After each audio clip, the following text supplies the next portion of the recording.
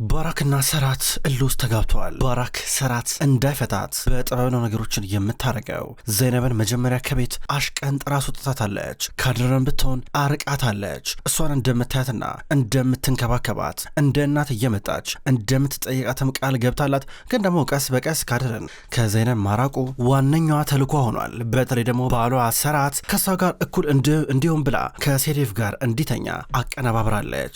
ሰራት ይተኛ አይተኛ ምንም የሚታወቅ ነገር የለም አብሯት። ነገር ግን ሴዴፍ ሰራት ይሁን ነገር አብራት እንዳረገ ነበረ ለባራክ የነገረቻት። አሁን መልሳ እሱን እየወቀሰችው ነው። ከዛም በኋላ ቀስ በቀስ ትዳራቸው ሊፈርስ እንደሆነና ሊፋቱ እንደሆነ ለሴት ልጆቹ ሊናገር ነበር። ባራክ አመመኝ ብላ ጠራቻቸው። አጣርፋ ቤት ካመጣቻቸው በኋላ ከፈለክ እንፋታ አለችው በእነሱ ፊት። ይህን ጊዜ ሀያል ስትጨነቅ የምትሆነው ነገር አለ። በጣም ነው የምትታመመው። ይህን ጊዜም ታመመች። ባራክ የምትፈልገው ይህን ነበረ። ከዛም በኋላ አሁን ሂዶ ወደ ክፍላችሁ አላቸው።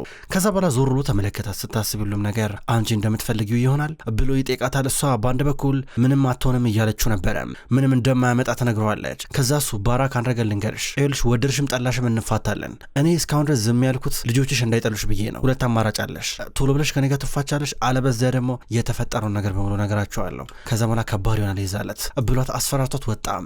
ከዛ እሷ እንባ የተናነቃት ታስባለች። በሌላ በኩል ኢብሩ በጠዋት ወደ ስራ ልትሄድ ነው። ዝንጥ ብላ በድንገት ነበር ዘይነብ ያየቻት። ኢብሩ በጠዋት ልትሄጂ ነው እንዴ ምንድን ነው የለበሽው? ይሄን ያህል በጣም ይከፍሉሻል እንዴ? ምንድን ነው ምሳሌው ስራ? ቆይ አለቻት። ከዛም በኋላ እሷ ኧረ በጭራሽ ትንሽ ገንዘብ ነው የሚከፍሉኝ ብላ ኢብሩ መለሰች። እና አሁንም ብድር ውስጥ ገባሽ? ገንዘብ ተበድረሽ ነው እንዴ አለቻት። ስለምን ብድር ነው የምታወሪው? ኧረ ብድር የሚባል ነገር የለም አለቻት። ታዲያ ሁሉ ነገር እንዴ ገዛሽ? ከየት ብለሽ ገዛሽ አለቻት። እንዴ ውድ እህቴ ይሄ እኮ ኦሪጂናል እኮ አይደለም፣ ይሄ እኮ ፌክ እኮ ነው፣ ይሄ እኮ ደብል የተሰራው እኮ ነው። በቃ ልክ እንደ ፎርጅድ ቁጣሪው በጣም በርካሽ ዋጋ የለም ተመሳስሮ የሚሰራ አለቻት። ኧረ ይሄ እቃ ኦሪጂናል ይሁንና ማለት ነው ኢብሩ፣ እኔ ራሱ አንቺን አመሳስልሻለሁ ከዚህ ግድግዳ ጋር ገባሽ አይደል? ደግሜ እንዲሆነ ምናምን ነገር አለልሽም አለቻት። ውይ ረፍዶብኛል በቃ አትነዝነጂ ብላ ኢብሩ ቶሎ እየወጣች ነበረ። ዘይነብ ትኩር ላይ የእሷን ነገር ታስብበታለች። ከዛ በኋላ ባራክ በአንድ በኩል አሁንም ቤቷ ናት ያለችው ቁጭ ብላ እያሰበች። ከዛም በኋላ በድንገት ሴት ልጆቿ መጡ። ወደ ትምህርት ቤት ሊሄዱ ናቸው። እያቀፏን ነበረ። እነሱም ታቅፋቸዋለች። ከዛም በኋላ አባታቸው ማታ ቤት እንዳላደረ ያውቃሉ። አሁን ጠየቋት። ልጆች እንግዲህ በቃ እኔ ታውቃላችሁ እናንተን ዋሽቼ አላቅም፣ ወደፊትም ደግሞ እናንተን የማሸት ምንም አይነት ፍላጎት የለኝም። ከአባታችሁ ጋር ያለኝ ግንኙነት እንግዲህ ተቀይሯል። ለምን እንደዚህ እንደሆነ እኔም አልገባኝም። በቃ እዛ ኮማ ውስጥ ከገባው በኋላ ብዙ ነገር ተቀይሯል በማለት ትናገራለች። ግን አደጋ ከደረሰብሽ በኋላ እኮ እንደውም እኮ ነገሮች እኮ ጥሩ ይሆናሉ ብዬ አስቤ ነበር። ማለቴ አባዬ አንቺን ለማግኘት ይጓጓል ብዬ ነበር። ምን ተቀየረ አለቻት። እኔ እንጃ አላቅም ሀያል፣ እኔም አልገባኝም። ምናልባት በዚህ ሰዓት ላይ እኔን ስላጣኝ፣ ምናልባት ከዚህ በኋላ ደግሞ ካጧት በጣም እጎዳለሁ ብሎ ፍቅር እየሸሸ ሊሆን ይችላል እኮ ማን ያውቃል እኮ ብላ ባራክ እዚህ ጋር ትናገራለች። በድንገት ኢኪም እየተደወለላን ነው። ስልኳን አወጣች። የሚደውለው አባቷ ነው። አባዬ እየደወለ ነው አላነሳም ስትል ነበር። እንዴ አንሹ እንዴ ምን ሆነሻል? አለዚያ አባትሽ ከቤተሰቡ ራሱን ያረቃል። ጥሯለም አንሹ አለቻት። ከዛ ኢኪም እያቅማማች ስልኩን አነሳችው። የኔ ልጅ እንደምን አደርሽ? ቁርስ በላችሁ እንዴ ሲላን ነበር። አዎ በልተናል ትሏለች። ሀያል እንዴት ናት ብሎ ጠየቃት። ደህና ናት ትሏለች። ከዛም በኋላ ምን ነው ስለማያት ጠይቀኝም እንዴ አለችው። ኢኪም ዛሬ ማታ እንዴት ነው ራት አንበላም? ውጪ ምን ማናገራችሁ ነገር አለ በዛም አንቺ እናትሽ እያላን ነበረ። አባዬ የኛ እናታችንን ጠለን የትም አንሄድም፣ ገና ከሆኑ ቁርጥህን ወቅ እያለችው ነበረ። አያር ለሚኔ ልጅ እኮ እንደ አባትና እንደ ልጅ ሆነ እንድናወራ እኮ ነው እያላን ነበር። አይሆንም እማዬ ትታመምብናለች፣ ይቅርብን። ደግሞ ማታ ቤት አልመጣህም አይደል አለችው። የኔ ልጅ እመኝ ይሄ የአዋቂዎች ጉዳይ ነው። እሺ እናንተ ማወቅ ሲኖርባችሁ አንድ ባንድ ሁሉንም ነገር እንድታውቁ አደርጋለሁ ይላታል። ከዛ ስልኩ ተዘጋም። እዛ ሆቴል ውስጥ ነበር ምግብ እየበላ። ከዛ አስተናጋጁን ሴዴፍ አልመጣችም እንዲህ ብሎ ጠየቀው። ሴዴፍ ዛሬ የረፍት ቀኗ ናት አትመጣም ብሎ ይመልስለታል። ሰራት ለምን ቀረች ብሎ ራሱን እየጠየቀ ነው። በሌላ በኩል ጃን ደግሞ የሰራት ወንድም አሁን ባራክን ሊያናግራት ቤት መጣ። ልጆቿ መኪና ውስጥ እየገቡ በርቀት እያያቸው ነበረ በመኪናው ጋር ሆኖ። ከዛ እነሱ ከግቢው እንደወጡ በፍጥነት ወደ ውስጥ እየገባ ነበረ። ከዛ በሩን ሰራተኛ ከፈተችለት። እንደገባ ቶሎ ብላ ባራክ ሰራተኛን ውጪ እያለቻት ነበረ። ከቤት ብቻቸውን ተጠልጥላቸው እንድትወጣ እየጠየቀቻት ሰራተኛ ወጣች። ጃን ብቻዬን እስከሆን ድረስ ስጠብቀኝ ነበር አይደል አለችው። አዎ ብቻሽን ማናገር ስለምፈልግ አንቺን ምንድን ያደረግሽው? ግን ሰራት አንቺ ኮማ ውስጥ በነበርሽበት ሰዓት ላይ ከኔ ጋር ስትላላክ የነበረውን ደብዳቤም ሌላ ነገር አገኘ። ከዛም በኋላ ነገሮችን በቀላሉ አልተረዳም ነበረ። ከዛም በኋላ እኔ የካደር አባት መሰልኩት ሲላት ምን ብላ ደንግጣ ታያለች። ከዛ ሽጉጥ ይዞ መጣ ሊገለኝ ማለት ነው። በስንት ትግል መሰለሽ የተረፍኩት፣ ምክንያቱም ሰራት ተቀይሯል። ሰራትን ከዚህ በኋላ አታውቂውም፣ ሰራት ሌላ ሰው ሆኗል እያላን ነበር። እኔ እስኪ ምን ላርግ ታዲያ ይሄ እንግዲህ ሚስጥሬ ነው እንግዲህ መደበቅ አለብኝ ትለዋለች። ሲጀመር ለምን ብለሽ ነው ለኔ ነገርሽኝ? ለምን ነበር ለኔ ነገርሽኝ እያላን ነበረ። ሲጨንቀኝ ነው ያማከርኩት ትለዋለች። እኔን ለማስፈራራት ብለሽ ነው። ሲጀመር አዝራ ያንን ሰውዬ ገሽታ እንደገደለችው ታውቂያለሽ። ይሄን እውነት ሁሉ እያወቅሽ ነገር ግን እኔ ዋጋ እንድከፍል አረግሽ እያላን እያላን ነበረ። ጃን እንደዛ እኮ አይደለም ተረጋጋ እያለችው ነበረ። ከዛ እሱ ለአዝራ አዝኜላት ነው ሲል ምሮ አዝራን ተፈቅራታለህ እንዴ አለችው። ምሮ የምታወሪው አንቺ ምንድነው የምታስቢ? ቆይ እኮ ግራ እኮ ነው የምትገቢኝ።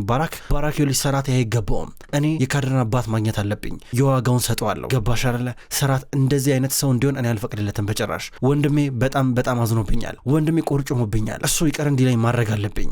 እኔ ደግሞ ልበቀልለት ይገባል። በይ ንገሪኝ የካድር አባት ማን ነው ብሎ እየጠየቃን ነበር። ከዛ እሷ ምን ልዩነት አላለችው። ልዩነት አለው፣ ልዩነት ያመጣል። በይ ማን ነው እያለ እየጠየቃን ነበር። ከዛ እሷ የካድር አባት እንደ ብዬ ልንገር ፈርቻለሁ፣ እፈራዋለሁ በጣም አለችው። ከዛ እሱ ለምን ምፈሪ ብሎ እየጠየቃት ፊቷን እያዞረችበት ነበር። ፍርሃቷ አይኖቿ ላይ ያስታውቃል። በሌላ በኩል ዘይነብ ነገሮችን ረስታ ወደ ድሮ ህይወቷ ተመልሳለች። ከእናቷ ጋር አበባ እየሸጠች ነው። አሁን ለአንዱ አበባ እየሸጠች እያለ በድንገት ሰራት ብቅ አለ። ሰራት ቀስ እያለ እየተራመደ አበባ ወደሚሸጡበት ቦታ እየተጠጋ በድንገት ረፊቃ ስታየው በቃ ዘይነብ እኔ ልተዋችሁ ዞር ልበል ስትል ነበር። ለምንም አይ አቶ ሰራት ደንበኛችን አይደለ እንደ ደንበኛ ይስተናግዳል፣ ምንም የተለየ ነገር የለም ስትል ነበር። ነገር ግን እናቷ ዞር አለች።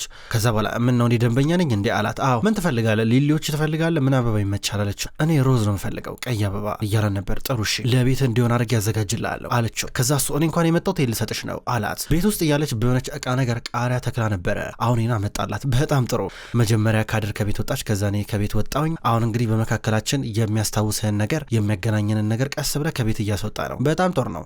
ሳስበው ነገሮች አሪፍ እየሆኑልህ ነው ማለት ነው ትለዋለች። ከዛም በኋላ እሱ የተደወለለት ባራክ ስልኳ ውስጥ የሆነ አቅጣጫ መጠቆሚያ ነገር ተደርጎባታል። አሁን ስትንቀሳቀስና ወደ ሌላ ቦታ ራቅ ብላ ስትሄድ ነበረ የተነገረው። ባራክ ፍቅረኛዋ ልታገኝ ልትሄድ ነው እያለ ለዘይነብ ነገራት። ኧረ እናንተ ምን ልታደርግ ነው አለችው። ልከታተለው ሊይዛት እያለ ትቷት ሄደ። ከዛ ዘይነብ አሰበችና ምን አገባኝ እንግዲህ እኔ ራሱ ይወጣው አለች። ብዙ ካሰበች በኋላ ልክ ሰራት መኪናው ሲገባ ተከተለው ገባች። የለት ሄጅ ነው እያላን ነበረ። አብሬ እመጣለሁ ሰራት አለችው። ከዛ አብረው እየሄዱ ነበረ። በሌላ በኩል አዝራ በቀጥታ ሙስጠፋ ልታናግረው ሄደች። ሙስጠፋ የሆነ ካፌ ውስጥ አስተናጋጅ ነው። ሙስጠፋ በጣም ጥሩ ሰው መስላኝ ነበረ። ነገር ግን በቀን የሆነ ነገር ካንተ ጋር በተፈጠረው ቁጥር ህመሜን እያበዛብኝና እየጨመርክብኝ ነው።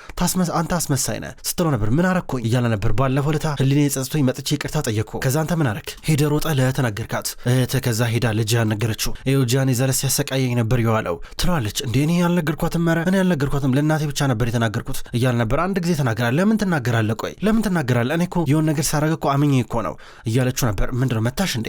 እጁን አነሳብሽ እንዴ አላት። ነግሬያለሁ እኮ ጃን እጁን በጭራሽ አያነሳብኝም፣ በሌላ መንገድ ነው የሚያሰቃየኝ እያለችው ነበረ። በጣም ጥሩ እሺ በቃ ከዚህ በኋላ አይደገም። በጣም ይቅርታ እንግዲህ ምን እሺ አሁን ቡና ጠጫለሽ ሻይ ትጠጫለሽ ምን ይሻልሻል አላት። ዝም ብላ አየችው። ማለት አንቺ እንደዚህ አይነት ቦታ አትጠቀሚም ብዙ ይገባኛል፣ ነገር ግን እሺ በቃ ችግር የለም እያላን ነበረ። እሺ ጠንከር ያለ ሻይ አምጣልኝ አለችው። ከዛ ወደ ካፌው እየገባች ነበረ። ሰራትና ዘይነብ አሁንም ቢሆን ጉዞ ቀጥለዋል። ቆይ ማለቴ ባለፈው ለታ ሆቴል ውስጥ የሆነ ነገር እንደተፈጠረ በምን አወቅሽ እያላን ነበረ። ምንም ዝም ብዬ ነው።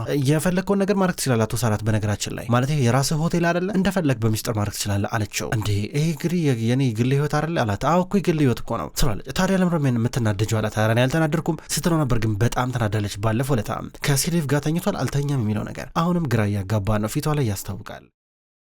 በሌላ በኩል አዝራና ሙስጠፋ ተግባብተው ቁጭ ብለው ሻይ እየጠጡ ናቸው። ታውቃለህ ይሄ ቦታን ሳይ ያስታወሰኝ እናቴን ነበረ፣ አባቴንም አስታወሰኝ። ቤተሰቤ እንደዚህ አይነት ስራ ነበር የሚሰራው። እኔም ማስተናጋጅ ነበርኩኝ። ድንገት ጃን መጣና ከዛ ገኘኝ በማለት ተናገረች። ቆይ እኔ የምለው እሱን ያፈቀርሽው ወይስ ሀብቱን ያፈቀርሽው አላት።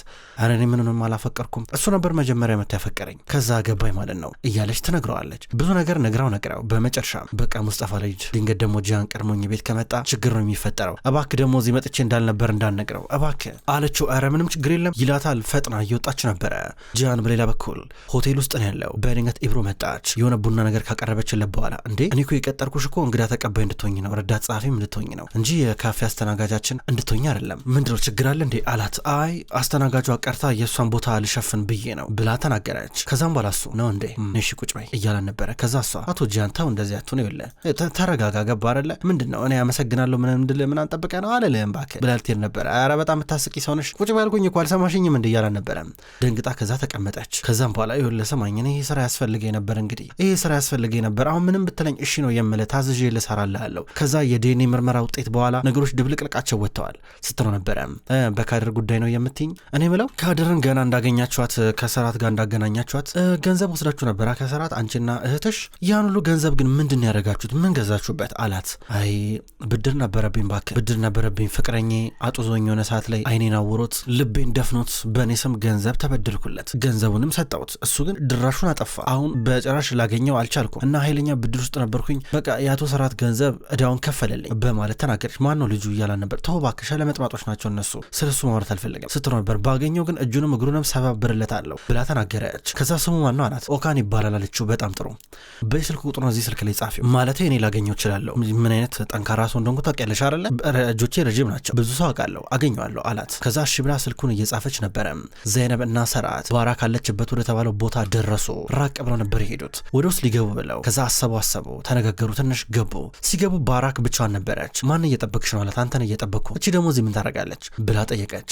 ሌላ ሰው ማንንም እየጠበቅሽ አይደለም አላት። ሲጀመር ስልኬ ላይ አቅጣጫ መጠቆሚያ መሳሪያ እንዳረክ እኮ አውቃለሁ፣ የሆነ ነገር እንደጫከምብኝ አውቃለሁ፣ ስትከታተለኝ ነበር ይገባኛል ሰራት። ነገር ግን እንደዚህ መጠራጠር የለብህም። ይኸውልህ ከካደር አባት ጋር የመገናኘት አቁሜያለሁ፣ ከዚህ በኋላ እሱን አላገኘውም እመነኝ ብላ እየጠቀችው ነበረ። ስልክሽን አምጪው አላት። ከዛም በኋላ ልትሰጠው እጇን ዘረጋች። ከፈለክ ማታምነኝ ከሆነ ቼክ አድርጋለችው። ዞራልና ወደ አስተናጋጁ ሄደ። ስልኬን አምጣው አለው። ስልኩን ተቀበለውና ቅርብ ጊዜ የተደወለ ስልክ ካለ ሞከረ። ተደልቷል። ደልትሽው አይደለ? አጠፋሽው አይደለ? እኔ አንቺን ብልጠት የማላቅ መስሎሽ ነው እንዴ? ሁሉም ሰው ህጻን ልጅ ነው እንዴ ይመስልሽ ብሎ ነቃት። ከዛ እሷም ስልኬ ባትሪ ዘግቶብኛል፣ ከዛ አንድ ጊዜ ብቻ ነው በሱ የደወልኩት ብላ ተናገረች። የበለጠ እያጨሰችውና እያበሳጨችው ነበረ። ከዛም በኋላ የካድርን አባት ሳላገኘው ሰላም አልሰጥሽም እያላን ነበረ። እንዲህ ብሏት ከዘይነብ ጋር ተያይዞ እየወጣ ነበረ። በሌላ በኩል ካድር ደግሞ ዛሬ ባራክ እመጣለሁ ቤት ብላ ቃል ገብታላን ነበረ።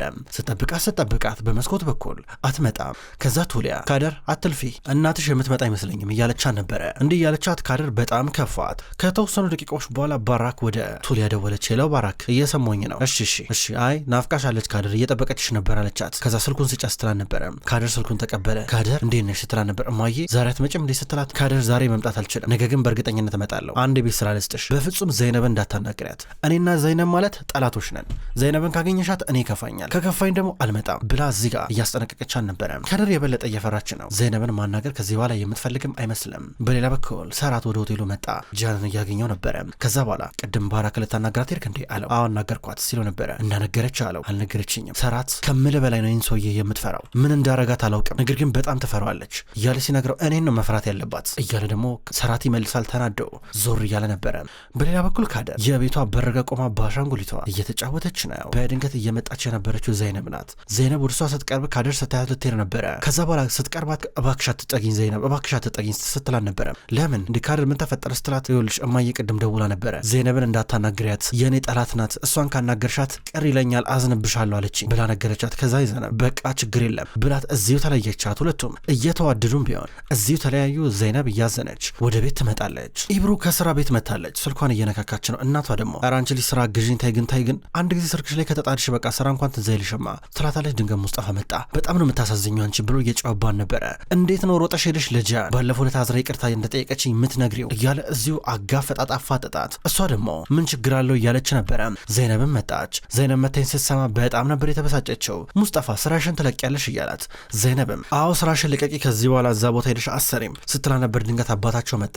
አባታቸው ግፊት አለበት። እሱ እያለ እንደዚህ ነገር አይወራም ለሱ ብለው ዝም እያሉ ናቸው። በሌላ በኩል ጃን ማታ ከቲቤት ጋር እያወራ ነበረ። ለምንድን ነው ግን ያን ሰው እየፈለከው ብሎ ቲቤት ይጠይቀዋል።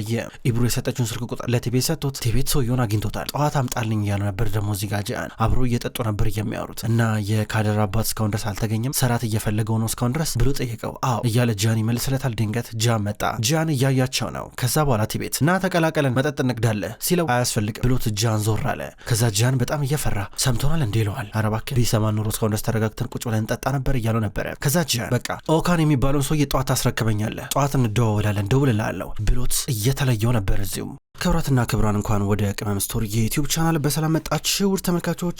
በዛሬው ዕለት ወደ እናንተ የታመሙ አበቦች የሚሰኘው ድራማ በዚህ መልኩ ወደ እናንተ አርሻለሁ። ክብራን ተመልካቾች ቅመም ስቶሪ የዩቲዩብ ቻናል ከዚህ በኋላ የታመሙ አበቦች የሚሰኘውን አስገራሚ ደስ የሚል የፍቅር የቱርክ ድራማ ወደ እናንተ ይዞ ይመጣል። ቀኑን ጠብቄ እኔ ወደ እናንተ አርሳለሁ። ውድ ተመልካቾች በቅጠል ቲቪ ዩቲዩብ ቻናል በሌላኛው ደግሞ ዩቲዩብ ቻናላችን ዘውድ እንዲሁም ሰወረጅ የሚሰኙ አዳዲስ የቱርክ ድራማዎችን ወደ እናንተ አርሳለሁ። አቀራረቤ የተመቻችሁ የወደዳችሁት ክብራን ተመልካቾች እዛም እየገባችሁ ሄዳችሁ እንድትመለከቱ በትህትና ጠይቃለሁ። የታመሙ አበቦች እንዲሁም ሌሎች ተከታታይ ድራማ ክፍሎች በቀጣይ ወደ እናንተ ይደርሳል። በቀጣይ በአዲስ ቪዲዮ እስከምንገናኝ ድረስ በያላችሁበት መልካም ቆይታ ይሆን።